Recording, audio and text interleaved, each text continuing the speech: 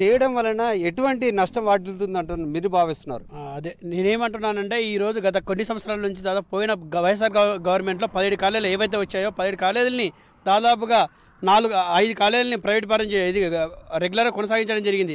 Regular కొనసాగించడంలో విజయనగరంలో ఒకటి, ఏలూరులో ఒకటి, మచిలీపట్నంలో ఒకటి, నంద్యాలలో ఒకటి, రాజమండ్రిలో ఒకటి ఆనాడు కొనసాగించారు. మిగతా 10 కాలేజీలని ఈనాడు నిన్న రీసెంట్గా క్యాబినెట్లో మామూలుగా దీన్ని పీపీసీ పద్ధతిలో ప్రైవేటీకరణ చేయడం అనేది చాలా దుర్మార్గమైన పరిస్థితి. ఎందుకంటే రాష్ట్రంలో మెడికల్ కళాశాలలో చదవాలని విద్యార్థులు చాలా ఆశలు గడియాశలు పెట్టుకున్నారు. ఇవాళ ఎంతో ఆశలు పెట్టుకున్న కళాశాలలో కోట్ల రూపాయలు పెట్టి మెడికల్ కళాశాల కట్టిస్తే దాన్ని ఆశలను దుర్వినియోగం చేయడం అనేది చాలా దుర్మార్గమైన విషయం. స్థానికంగా మన ఇక్కడున్న ఆంధ్రలో చూసుకున్నట్లయితే దాదాపు 6-7 కాలేజీలు వొకేషనల్ మెడికల్ కళాశాలలు ఉన్నాయి. దీన్ని ఆ యొక్క కాలేజీలో అయిపోయిన తర్వాత ఇక్కడ మెడికల్లో మంచి వైద్యం అందించుకోవాలన్నా, మంచి వైద్య కళాశాలలో విద్యార్థులు చదవాలన్నా కూడా పేద విద్యార్థులకి వైద్య కళాశాలలో మంచి అవకాశం లేని పరిస్థితి కనపడుతున్నది.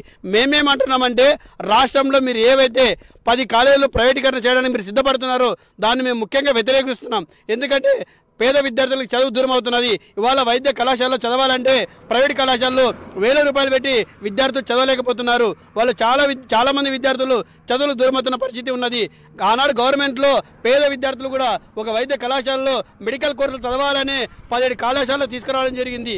ముఖ్యంగా ఈ యొక్క కళాశాలని ప్రైవేటీకరణ పీపీసీ పద్ధతిని వ్యతిరేకిస్తూ తక్షణమే దీన్ని రెగ్యులర్ చేయాలని చెప్పేసి మేము అడుగుతున్నాం. కోట్ల రూపాయలు కట్టి ఇవాళ ప్రైవేట్ వాళ్ళ చేతిలో పెట్టడం అనేది చాలా దుర్మార్గమైన విషయం. ఈనాడు ఈ ప్రభుత్వాన్ని తప్పకుండా వ్యతిరేకిస్తున్నాం. రానున్న రోజుల్లో దీన్ని పీపీసీ పద్ధతిలో కొనసాగిస్తే ఆందోళన కార్యక్రమం కూడా దశల వారీగా చేపడతామని చెప్పేసి ఈ సందర్భంగా తెలియజేస్తున్నాం. ఇది హరి మనం చూసుకున్నట్లయితే విద్యార్థి సంఘాలంతా పూర్తి స్థాయిలో ఖచ్చితంగా ఆందోళన చేస్తాం. ఏదైతే యొక్క నిర్ణయాన్ని తీసుకున్నారో వాటిని ఉపసంహరించుకునేదాకా తమ పోరాటాన్ని కొనసాగిస్తామంటూ విద్యార్థి సంఘాలు హెచ్చరిస్తున్న పరిస్థితి కర్నూలు జిల్లాలో కనబడుతుంది. హరి. All right Lokesh.